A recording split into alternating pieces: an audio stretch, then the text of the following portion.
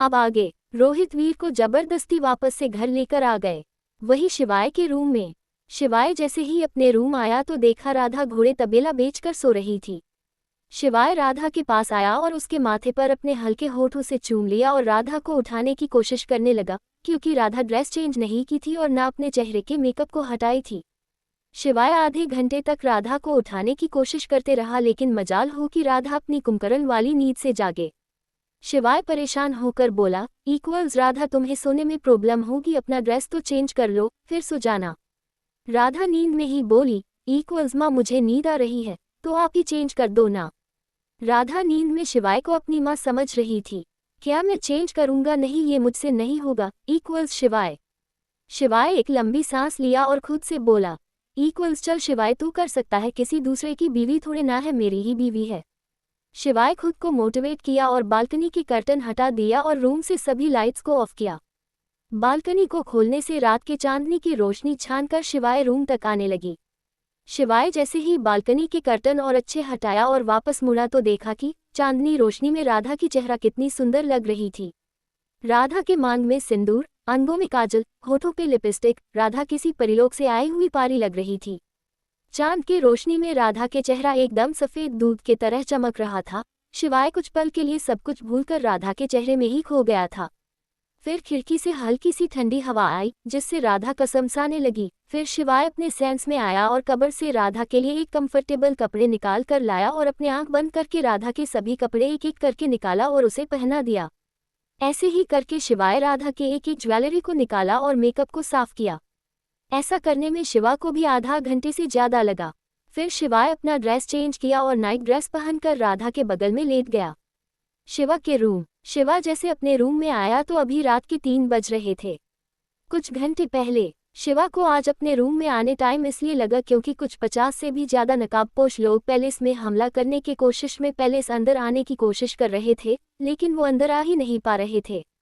जैसे ही अंदर आने की कोशिश करते वैसे ही सभी वापस पीछे की तरफ गिर जाते थे। उन्हें ऐसा लगता था कि वो लोग सामने एक दीवार से टकरा रहे थे और वो जितनी बार छोटा बाल से टकराते उतनी ही बार शिवा के पास अलर्ट का सिग्नल चला जाता था, जिससे शिवा ने अपने आदमियों का टीम ऐसा बनाया और सभी 50 आदमियों को घेर लिए और सभी का खात्मा कर दिए। फिर शिवा सभी आदमियों को एक गाड़ी में पैक करवाकर उनके आका के पास भेज दिया। फिर शिवा अपने हैंडवॉच में टाइम देखा तो लगभग 3 बजने वाले ही थे। फिर शिवा अपने सभी गार्ड्स को अलर्ट रहने को बोलकर पैलेस के अंदर आ गया। अब शिवा सोती हुई सलोनी के पास गया और उसके फेस पर आ रहे बाल को हटाया और कुछ घंटे सलोनी फेस को निहारा। फिर अपन ड्रेस चेंज करके सलोनी को अपने बाहों में लेकर सो गया। सलोनी गहरी नींद में ही शिवा के सीने में अपना छोटू सा सिर रखकर एडजस्ट कर ली। इधर चड्डा मेंशन में घर पर जैसे ही वीर को लेकर रोहित आया तो जीत ने वीर के गाल पर कस के एक चाटा जड़ दिया। गुस्से से बोला, नलायक, आखिर तुम कब अपने ये बेहुदा हरकत से बाज आओगे? बड़ी आशिकी चल रही है, बिना एक पल सोचे समझे बिना चल दिए। पापा आप शांत हो जाए, मैंने सब समझा दिया है। तारांकन रोहित जीत को शांत करते हुए बीच में ही बोल पड़ा। समझा दो इसे, ये अगर दोबारा ऐसी वैसी हरकत किया तो सबसे पहले ये मेरी हाथों से मारा जाएगा। जीत चेतवानी देकर अपने रूम में चला गया। जीत के रूम में चले जाने के बाद हाल में अब तक जीत और वीर ही थे। वीर जीत की तरफ देखकर पूछा, भाई जैसा आपने बोला ठीक वैसे ही क्या प्लान काम कर पाएगा? छोटे तू टेंशन मत ले, मैंने आज शिवा राठौर के लिए पुख्ता इंतजाम किया हुआ है। मैंने अपने जितने भी 50 लोग भेजे हैं वो सभी लोग अंडरवर्ल्ड के दुनिया से आते हैं, तो इस बार शिवा तो बच ही नहीं सकता। रोहित वीर को भरोसा दिलाते हुए बोला। क्या सच में भाई? वीर बोला। हाँ बिल्कुल छोटे, रोहित बोला। इधर रोहित को लग रहा था कि उसके द्वारा भेज गए सभी 50 लोग तो अब तक शिवा और उसके पूरे खानदान के गेम ओवर कर दिए होंगे, लेकिन बेचारे रोहित ने अभी तक शिवा को अच्छे से जाना ही नहीं था। रोहित के द्वारा भेजे गए सभी 50 लोगों की पूरी टीम को शिवा और उसके बॉडीगार्ड्स ने एक एक को यमलोक भेज दिए।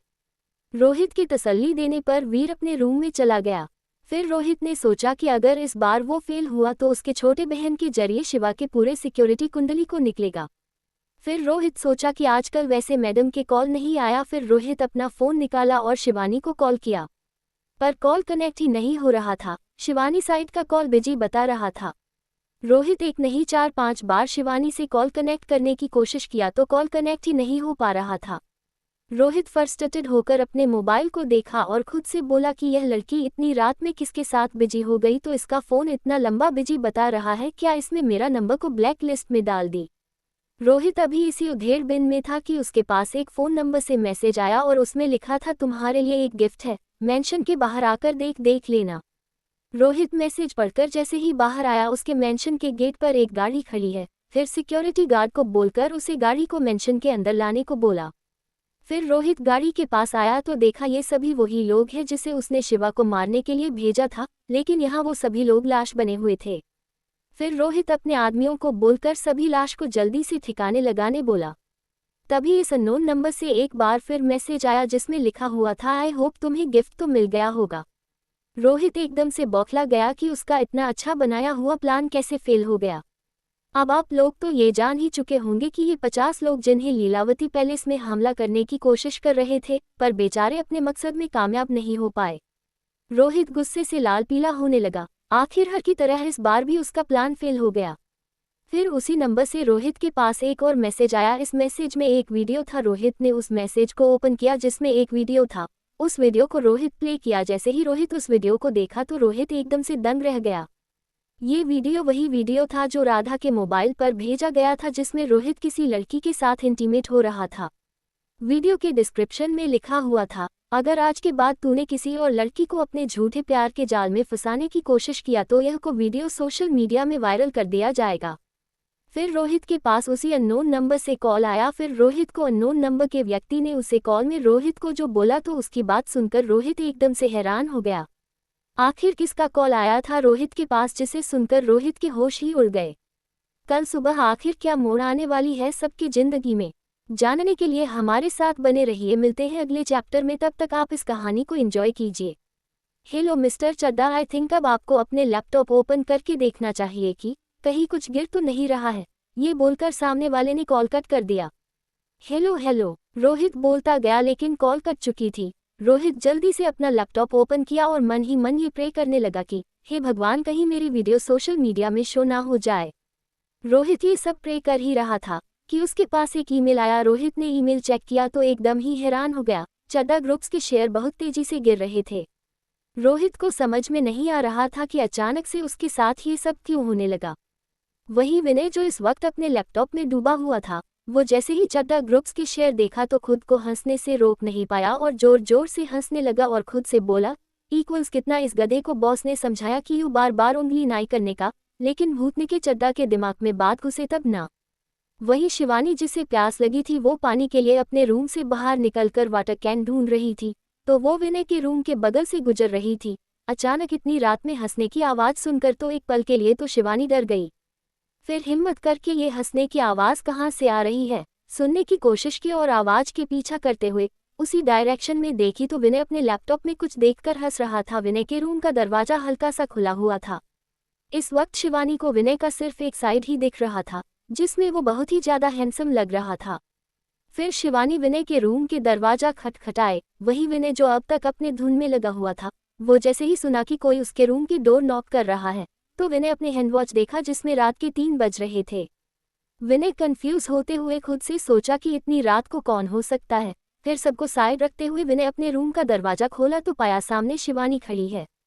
अब तुम्हें क्या चाहिए, इतनी रात को ऐसे भूतों की तरह क्यों घूम रही हो, इक्वल्स विनय मुंह बनाते हुए बोला।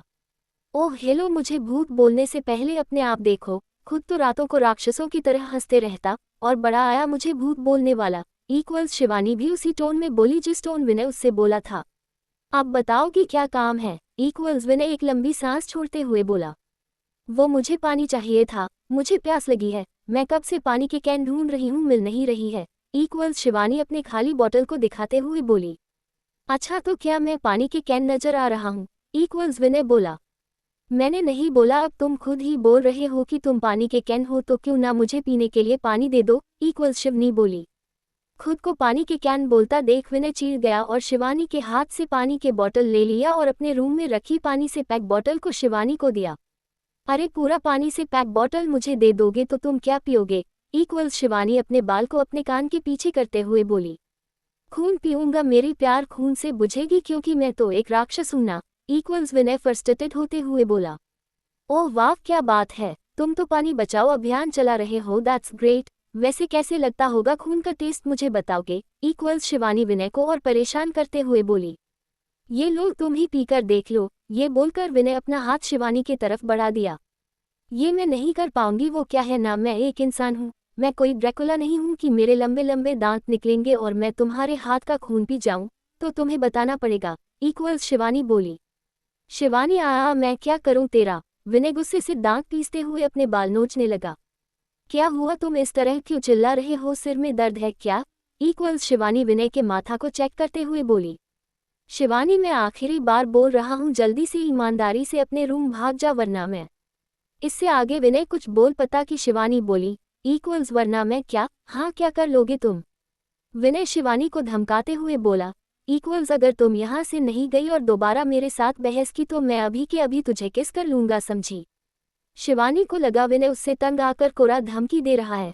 वो ऐसा वैसा नहीं करेगा ये सोचकर शिवानी बोली। इक्वल्स अच्छा तू मुझे किस करेगा? हिम्मत है तो करके दिखाओ। शिवानी मैं बता दे रहा हूँ, तू मुझे चैलेंज मत कर वरना तुझे ऐसे किस करूंगा ना तो इस किस कभी भूल ही नहीं पाएगी। इक्वल्स विनय वार्निंग देते हुए बोला। हाँ चैलेंज दे रही हूँ, तुम में हिम्मत नहीं है किसी लड़की को किस करने की तो फालतू के बकवास बंद कर। इक्वल्स शिवानी भी अकड़ में बोली। अब तो विनय का सब्र का बंध टूट गया। विनय झट से शिवानी को अपने रूम में खींचा और दरवाजा बंद कर दिया। शिवानी को दरवाजे पर सटाकर शिवानी के होठों को अपने होठों के गिरफ्त में ले लिया और बहुत ही एग्रेसिव किस करने लगा। समय के साथ साथ विनय का किस और भी डीप होने लगा और बहुत ही पैशनेट से शिवानी को किस करने लगा।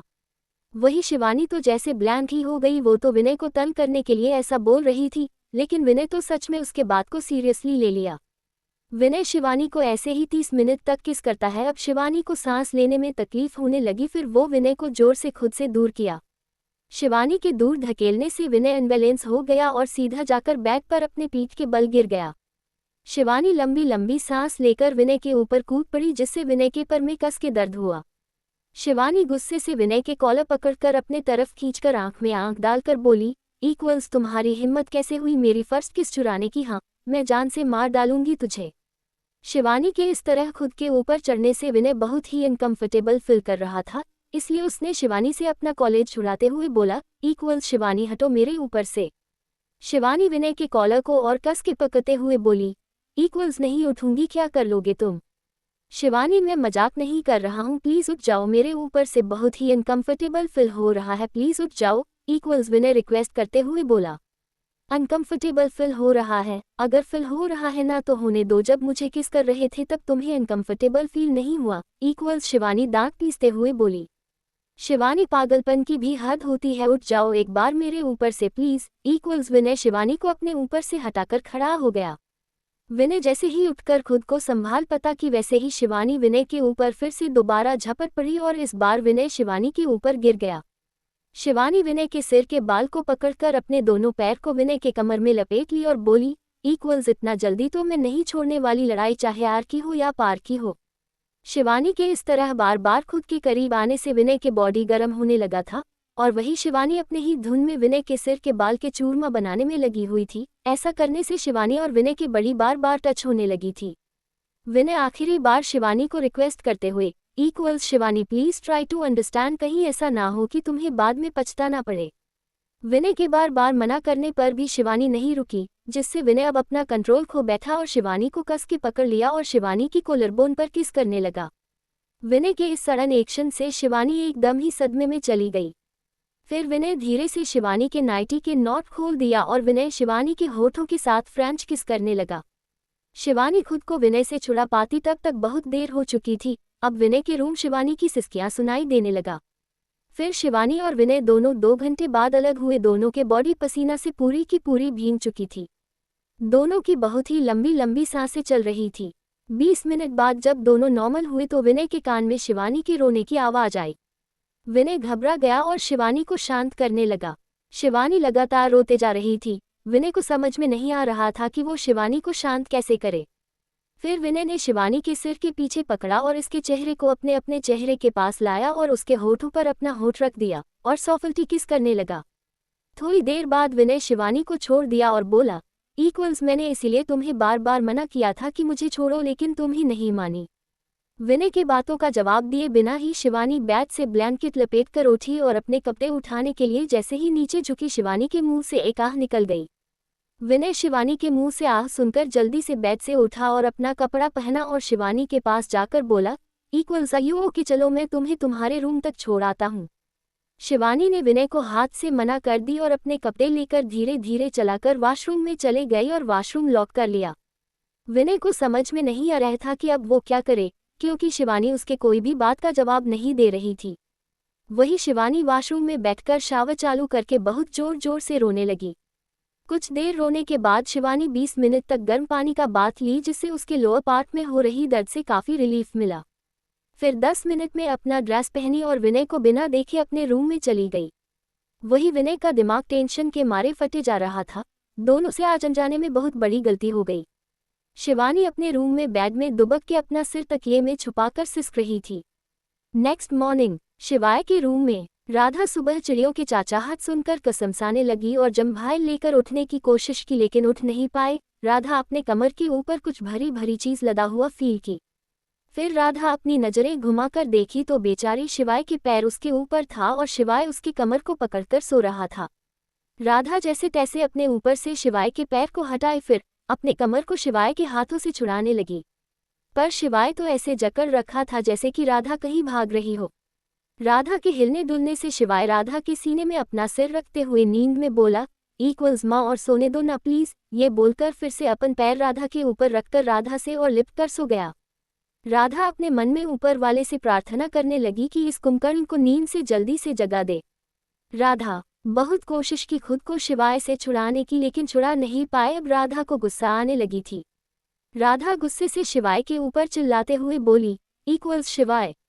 इस तरह कान पर जोर से चिल्लाने पर शिवाय नींद से हड़बड़कर बेड से नीचे गिर गया और खुद को प्रोटेक्ट करते हुए बोला, इक्वल्स कौन है। शिवाय को बेड से नीचे गिरा हुआ देखकर राधा को जोर से हंसी आए और बेड पर खड़े होकर ताली बजा बजाकर हंसने लगी। बेचारे शिवाय का तो सुबह सुबह ही अपने बीवी के सामने पोपट हो गई। क्या हुआ, तुम इस तरह से हंसना बंद करो प्लीज, इक्वल्स। ये बोलकर शिवाय अपना सिर झुकाए अपना कपड़े लेकर वॉशरूम में चला गया।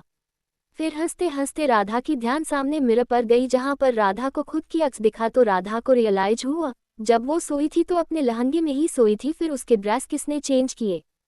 फिर जैसे ही राधा के माइंड में कुछ क्लिक हुआ तो राधा शॉकिंग रिएक्शन के साथ बोली, इक्वल्स क्या, इसका मतलब इस जड़ बुद्धि इंसान ने मेरी ड्रेस चेंज कर लिया। हाँ, ये ऐसे कैसे कर सकता है। उतने में शिवाय फ्रेश होकर अपने बाल के पानी को टॉवेल से साफ करते हुए निकला। राधा शिवाय के सामने जाकर खड़े हो गई और घूरते हुए बोली, इक्वल्स तुम्हारी हिम्मत कैसे हुई मेरे कपड़े चेंज करने की। तुम्हें पता है ना, नींद में किसी का फायदा नहीं उठाते, इट्स बैड मैनर्स। शिवाय अपने बाल के पानी के कुछ बूंदे राधा के चेहरे पर गिरते हुए बोला, इक्वल्स बड़ी हंसी आ रही थी तुम्हें, अब तो पारी मेरी है। मैंने तुम्हें ऐसे वैसे हर एंगल से देख लिया हूँ। फिर शिवाय राधा को अपने करीब खींचकर राधा के कान में अपना गर्म सांस छोड़कर बहुत हॉट अंदाज में बोला, वैसे एक बार कहूँ तुम ना बहुत हॉट हो, तुम्हें देखकर तो मैं अपना कंट्रोल ही को बैठा था, बड़े मुश्किल से खुद को कंट्रोल किया था। ये बोलकर राधा के कान में बाइट कर दिया। फिर राधा से अलग होकर शिवाय आगे जो बोला उसे सुनकर राधा के आंखें बड़े हो गए। सुबह सुबह ही राधा और शिवाय एक दूसरे से झगड़ रहे थे। फिर शिवाय के माइंड में एक आइडिया आया और वो राधा को अपने करीब खींचकर बोला, इक्वल्स वैसे मैं तुम्हें एक और बात बताना भूल गया था। राधा शिवाय के इतने करीब होने से बहुत ही अनकंफर्टेबल फील कर रही थी। फिर राधा शिवाय से खुद को छुड़ाते हुए बोली, इक्वल्स क्या भूल गए थे। यही कि तुम ऊपर से नीचे तक बहुत ही हॉट हो और तुम्हारी हॉटनेस के आगे मैं अपने आप को रात में कंट्रोल नहीं कर पाया और वहां पर किस कर दिया, इक्वल्स शिवाय बोला और अपने बालों में जेल लगाने लगा। शिवाय की बात सुनकर राधा एकदम शॉक हो गई और फिर थोड़ा हड़बड़ाते हुए शिवाय से बोली, इक्वल्स तुम झूठ बोल रहे हो ना। शिवाय मिरर में अपने बाल को सेट करते हुए राधा को देखा जिसके तोते उड़े हुए थे। फिर शिवाय को राधा को टीज करने में बहुत मजा आ रहा था, इसलिए और परेशान करते हुए बोला, इक्वल्स अरे मैं झूठ क्यों बोलूंगा, मैं तुम्हारा ड्रेस चेंज किया तो ऑब्वियसली मैंने देखा होगा ना।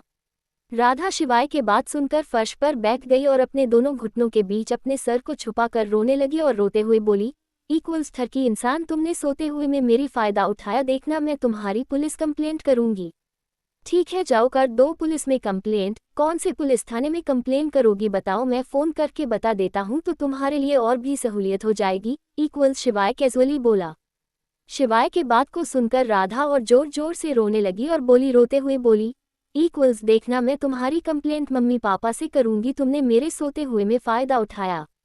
ठीक है तो जाओ मम्मी पापा से कंप्लेंट कर दो, फिर वो भी खुश हो जाएंगे, 9 महीने बाद वह भी नाना नानी बन जाएंगे। शिवाय राधा को और छेड़ते हुए बोला। शिवाय की बात सुनकर राधा और ज्यादा चिढ़ गई और गुस्से से लाल पीला हो गई और उठकर शिवाय जो अपने बाल को सेट करने में लगा हुआ था उसके ऊपर झपटते हुए शिवाय के बाल को पकड़कर खींचने लगी। शिवाय राधा के इस सडन एक्शन के लिए तैयार नहीं था और वह फर्श पर गिर गया और राधा शिवाय के सिर के बाल को खींचते हुए गुस्से से बोली, इक्वल्स आज तो तुम मेरे हाथों से बचने वाला नहीं है, मेरे हाथों से जिंदा मरना तो तय है।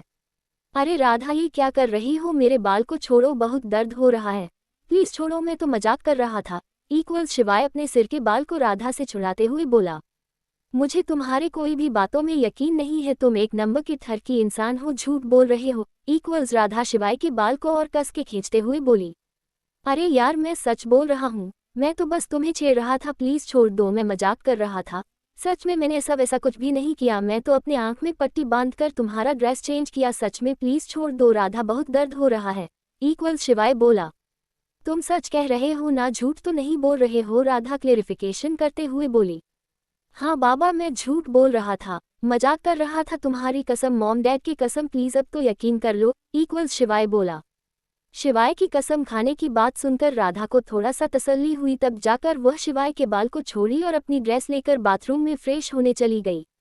शिवा के रूम में, शिवा मैं आखिरी बार बोल रही हूँ, प्लीज रूम से चले जाओ, थोड़ी देर के लिए प्लीज चले जाओ ना। इक्वल्स सलोनी शिवा को रिक्वेस्ट करते हुए।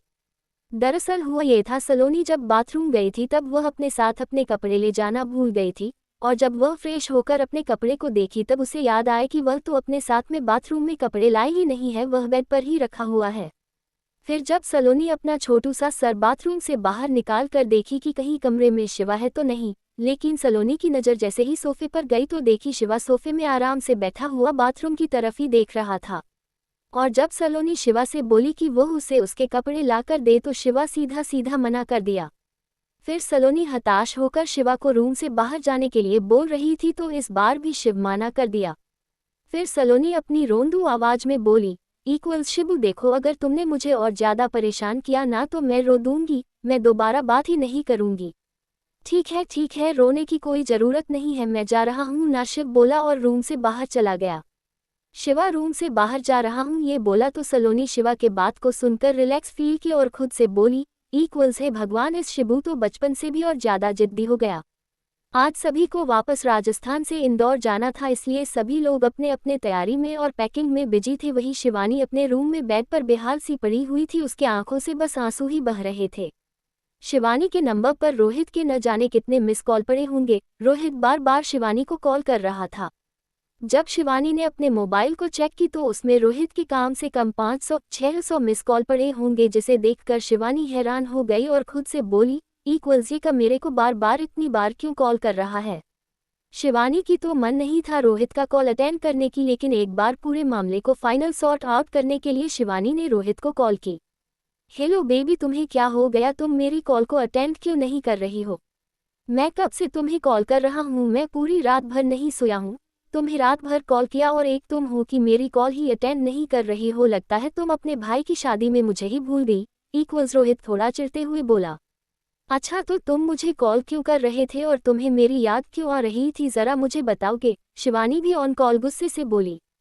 क्या मतलब है कि मैं तुम्हें कॉल ना करूं, obviously you are my love, मैं तुम्हें कॉल ना करूं तो और किसके पास कॉल करूं। इक्वल्स रोहित बोला। वो मुझे नहीं पता, तुम किसी और के पास कॉल कर लेना, लेकिन आज के बाद आइंदा से मेरे नंबर पर कभी दोबारा कॉल मत करना और कभी मुझे अपनी शक्ल भी मत दिखाना। इक्वल्स शिवानी ने गुस्से से बोली और कॉल कट करके रोहित के नंबर को ब्लॉक कर दी। शिवानी को अब बहुत ज्यादा रोने का मन कर रहा था, उसे समझ में ही नहीं आ रहा था कि आखिर वह करे तो क्या करे। शिवानी बाथरूम की तरफ जा ही रही थी फ्रेश होने के लिए कि तभी उसके दरवाजे को किसी नॉक किया।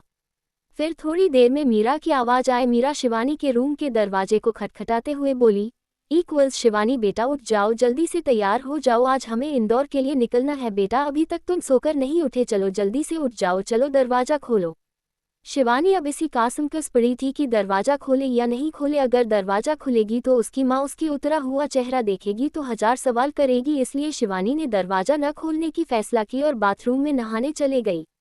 मीरा कुछ देर दरवाजा खटखटाए और खुद से बोली, ये लड़की ना कभी नहीं सुधर सकती, इतनी देर तक भला कोई सोता है। इतनी देर से दरवाजा खटखटाया फिर भी दरवाजा खोल ही नहीं रही है। इक्वल्स ये बोलकर मीरा वापस से अपने रूम की तरफ जाने लगी, तभी उसे विनय दिखाई दिया। विनय को आवाज देते हुए मीरा बोली, इक्वल्स विनय बेटा जरा इधर आओ, जरा इस लड़की को दरवाजा खुलवाओ। तो ये लड़की कुंभकर्ण की तरह ऐसे घोड़े गधे बेचकर क्यों सो रही है? अभी निकलना है बेटा, टाइम हो गया है। मीरा की बात सुनकर विनय अंदर तक डर गया। उसने मन में सोचा कि कहीं शिवानी रात की वजह से कहीं खुद को नुकसान न पहुंच ले, क्योंकि विनय ने शिवानी से बात करने की बहुत कोशिश किया और यहाँ तक कि कॉल करने की भी कोशिश किया, लेकिन शिवानी ने ना तो विनय से बात किया और ना ही उसके कॉल को अटेंड की। विनय को किसी सोच में गुम देखकर मीरा बोली, इक्वल्स क्या हुआ बेटा, तुम किस सोच में गुम हो गए? जी आंटी नहीं तो ऐसा तो कुछ भी नहीं है, इक्वल्स विनय ने हड़बड़ाते हुए बोला। अच्छा तो ठीक है बेटा, पहले इस लड़की को तो दरवाजा खुलवाओ, टाइम हो रहा है। बेटा जल्दी निकलना है क्योंकि मुझे दोनों बहुओं की स्वागत भी तो करनी है। मुझे इन लोग से पहले जाना है, इसलिए इस लड़की को भी साथ में ले जाऊंगी। मैं इसलिए इसे उठा रही थी लेकिन ये उठ ही नहीं रही है, इक्वल्स मीरा परेशान होते हुए बोली। आंटी आप रिलैक्स हो जाए, आप जाइए, जो भी सामान पैक करना है वह पैक कर लीजिए, तब तक मैं शिवानी को उठाता हूँ, दरवाजा खुलवाता हूँ और उसके सामान पैकिंग करने में हेल्प करके मैं उसे अपने साथ लेकर जल्दी से आता हूँ, क्योंकि बॉस ने मुझे बोला है कि आप लोग के साथ मैं जाऊँ। इक्वल्स विनय बोला। ठीक है बेटा मैं जा रही हूँ पर जल्दी करना। हाँ, ये बोलकर मीरा चली गई। विनय शिवानी के रूम के दरवाजा को खटखटाते हुए बोला, इक्वल्स शिवानी दरवाजा खोलो प्लीज।